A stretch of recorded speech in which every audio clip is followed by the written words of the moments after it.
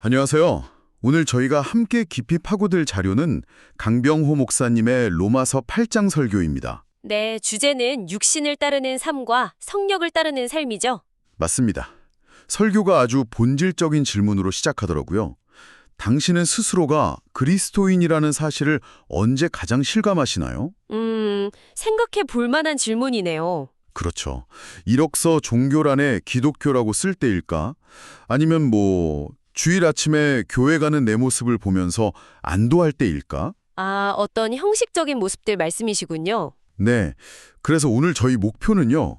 이 설교를 통해 그런 껍데기를 좀 넘어서 진짜 그리스도인의 정체성이 어디에 있는지, 그리고 몸의 행실을 죽인다는 이 강렬한 표현이 도대체 뭘 의미하는지 함께 탐색해보는 겁니다. 네, 이 설교의 아주 중요한 핵심이 바로 그거죠. 신앙의 본질이 우리의 어떤 종교적인 행위에 있지 않다는 점. 행위가 아니라 네, 그보다 더 깊은 곳, 바로 내면의 변화에 있다는 겁니다.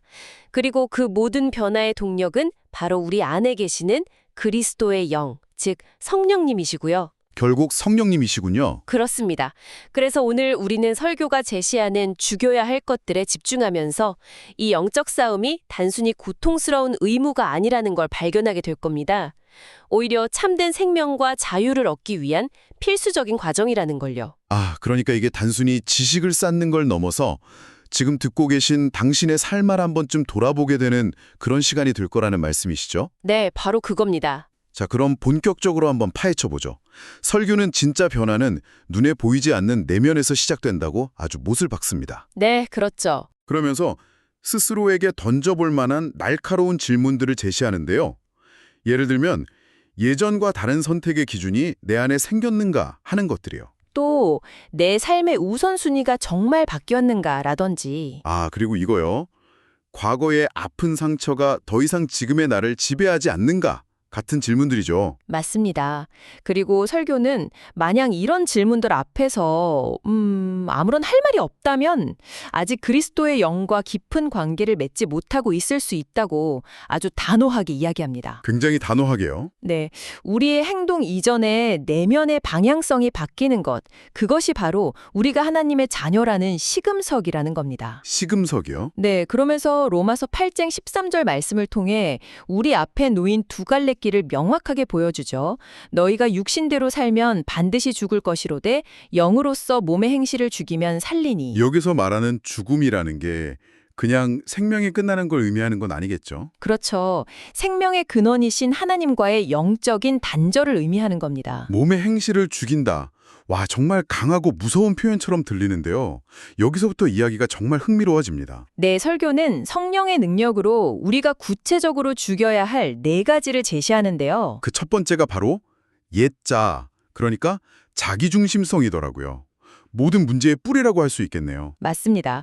모든 영적 문제의 시작점이자 가장 끈질긴 적이죠. 내가 원하는 대로 살아야 해. 나만 손해보지 않으면 돼. 결국 세상의 중심은 나야 하는 그런 생각들이요. 바로 그겁니다. 설교에 따르면 이 자기중심성을 죽이지 못하면 예수님은 우리 삶의 왕이 아니라는 거예요. 왕이 아니라면 그럼 뭔가요? 그저 남에게 보여주기 위한 화려한 액세서리나 비싼 옷처럼 전락하고 만다는 거죠. 입술로는 주여 주여 하지만 마음속 깊은 곳에는 여전히 미움과 시기심, 이기심을 품고 살아가는. 위선자의 삶이네요. 네. 이것만큼 피곤하고 어리석은 인생 낭비는 없다고 아주 강하게 지적합니다. 하나님의 영광을 위해 살도록 창조된 우리가 자기 자신이라는 작은 감옥에 갇혀 사는 셈이니까요. 결국 자기중심성을 죽이는 게 핵심이라는 말씀이군요. 그런데 이 자기중심성이 현대사회에서는 아주 교묘한 형태로 나타나는 것 같아요. 그쵸? 설교에서 바로 그 지점을 파고드는데 그게 바로 두 번째로 죽여야 할 것, 정욕적인 중독의 문제와 연결되더라고요. 아주 정확한 연결입니다. 자기중심성은 반드시 무언가에 대한 중독으로 나타나게 되어 있거든요. 왜 그런 거죠? 하나님으로 채워져야 할 내면의 공간을 다른 무언가로 억지로 채우려는 시도니까요. 설교는 그중에서도 아주 현대적인 세 가지 중독을 지적합니다. 세 가지요? 네, 첫 번째가 컨텐츠 중독입니다. 아침에 눈 뜨자마자 스마트폰부터 찾고 잠시라도 무료하거나 외로운 걸 견디지 못해서 끊임없이 자극적인 영상이나 글을 찾아 헤매는 모습이죠. 솔직히 저도 아침에 눈 뜨면 제일 먼저 스마트폰부터 찾게 되는데 컨텐츠 유목민이라는 표현이 정말 가슴에 와닿네요. 네. 이게 단순히 시간을 낭비하는 걸 넘어서 설교에서는 이 중독의 가장 큰 위험성이 은밀성에 있다고 분석하더라고요. 네, 바로 그 점이 무서운 겁니다. 누구의 방해도 받지 않고 오직 자기 감정의 만족과 쾌락을 위해 끝없이 시간을 쏟아붓게 만들죠. 그 결과는 결국 하나님과 깊이 교제하는 기도와 묵상의 시간은 사라지고 영혼은 점점 더 공허해지는 악순환에 빠지는 겁니다. 그렇군요. 그럼 두 번째 중독은 뭔가요? 이어서 사람 중독을 지적하는데요. 이건 다른 사람의 말 한마디, 표정 하나에 내 기분이 천국과 지옥을 오가는 상태를 말합니다. 아, 인정받고 싶은 욕구에 매달리는 거요? 네. 그러다 보니 결국 모든 관계가 피상적이 되고 망가지는 덫이 된다고 경고하죠. 그리고 정말 강렬했던 것이 분노 중독이었습니다. 억눌린 상처나 낮은 자존감 때문에 사소한 자극에도 감정이 통제불능 상태로 폭발해서 관계를 망가뜨리고 네, 그리고 이내 깊은 후회와 자책에 빠지는 그 악순환. 많은 분들이 공감할 것 같아요. 여기서 설교가 아주 통찰력 있는 표현을 사용합니다. 이 분노를 힘을 가진 것처럼 보이게 하는 가짜 힘이라고 정의해요. 가짜 힘이요. 네, 사실은 자신의 연약함과 상처를 감추기 위한 방어 기제라는 거죠. 설교는 분노 중독의 패턴을 이렇게 정리합니다. 외부 자극이 오면 감정 통제력을 잃고 네, 분노를 폭발시키죠. 그럼 일시적인 해방감을 느끼지만 곧바로 깊은 죄책감과 자기 혐오에 빠지고 다시는 그러지 말아야지 하며 억누르는 패턴의 반복입니다.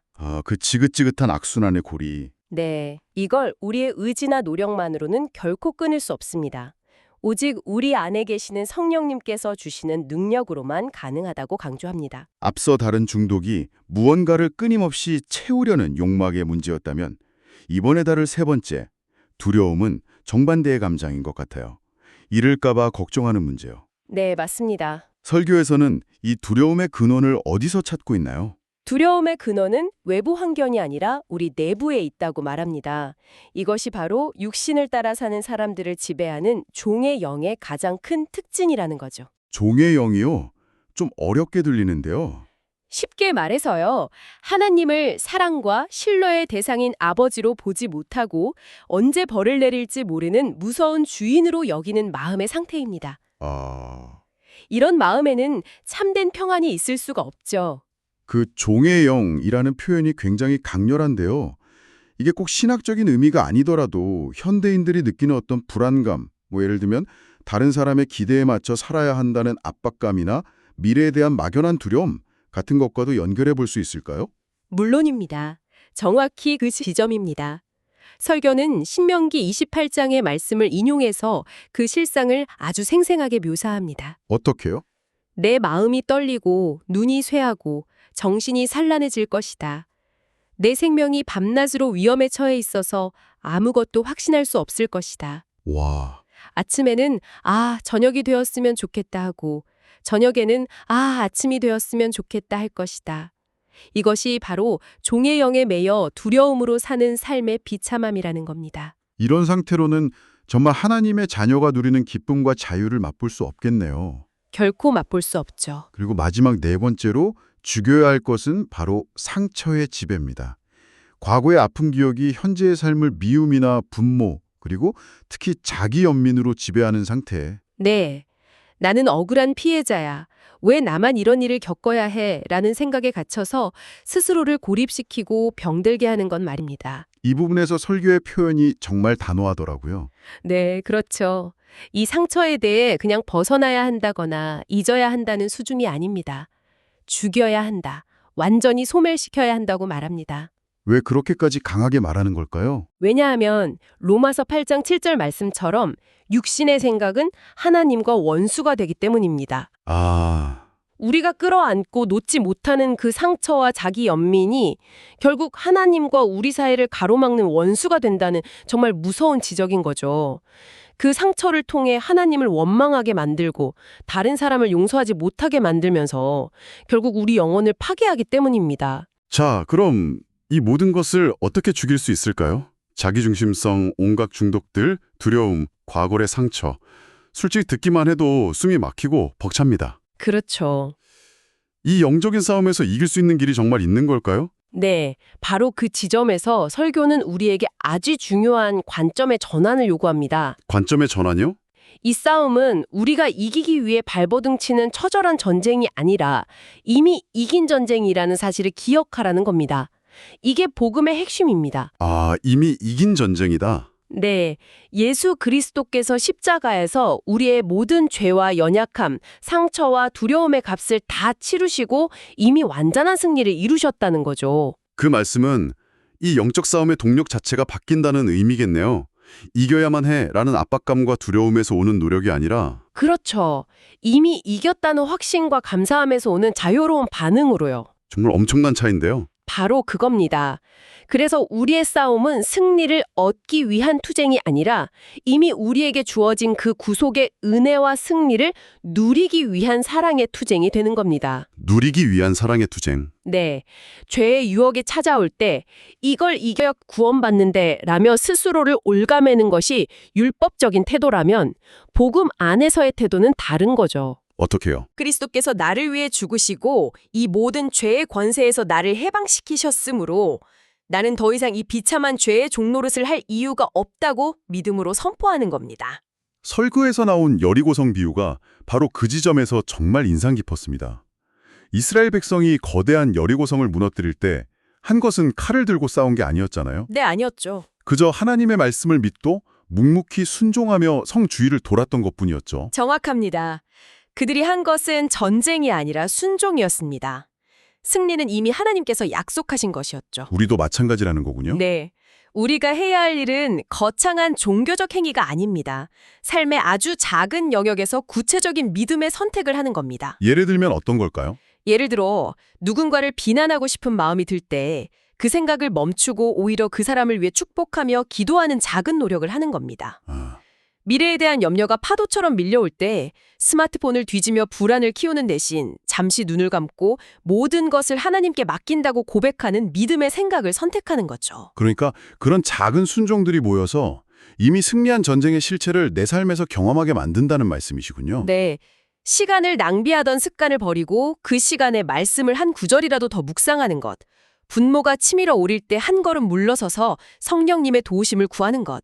이런 것들이 바로 영으로서 몸의 행실을 죽이는 구체적인 방법이 되는 겁니다. 그것이 바로 믿음과 삶을 일치시키는 제자의 삶이겠네요. 그렇습니다. 그리고 이 싸움은 고독한 싸움이 아니에요. 우리 안에 계신 성령님께서 우리를 도우시고 힘을 주십니다. 넘어지고 실패할 때도요. 이 주어진 승리를 믿으며 매일의 작은 순종을 계속해 나가는 것입니다. 그럴 때 우리는 육신에 갇힌 삶에서 벗어나 성령 안에서 참된 자유와 생명을 누리게 되는 것이죠. 오늘 강병호 목사님의 설교를 통해 진정한 신앙은 내면에서 시작되는 치열한 영적 싸움이라는 걸 확인했습니다. 네. 그리고 성령의 능력으로 옛 자아와 죄의 습관들을 죽여나갈 때 비로소 새로운 생명을 얻게 된다는 것을요. 그리고 가장 큰 위로와 힘이 되었던 건 이 싸움이 우리 힘으로 싸우는 게 아니라는 사실이었습니다. 그렇죠. 이미 십자가에서 완성된 그리스도의 승리에 굳건히 발을 딛고 싸우는 것이죠. 네, 맞습니다. 오늘 이야기는 죽여야 할 것에 대한 이야기였습니다. 그리고 설교는 다음 시간에는 살려야 할 것에 대해 다룰 것이라고 예고하며 끝을 맺습니다. 아, 여기서 우리는 자연스럽게 다음 질문으로 이어지게 되죠. 오늘 우리가 나눈 이 육신적인 것들, 즉 자기중심성, 중독, 두려움, 상처의 지배를 당신의 삶에서 성령의 능력으로 성공적으로 걷어내기 시작한다면 그 비워진 자리에 네, 그 비워진 자리에는 과연 어떤 새로운 생명이, 어떤 성령의 열매가 자라날 공간이 생기게 될까요? 당신에게 있어 살리는 삶이란 어떤 모습일지 한번 깊이 생각해 보시는 건 어떨까요?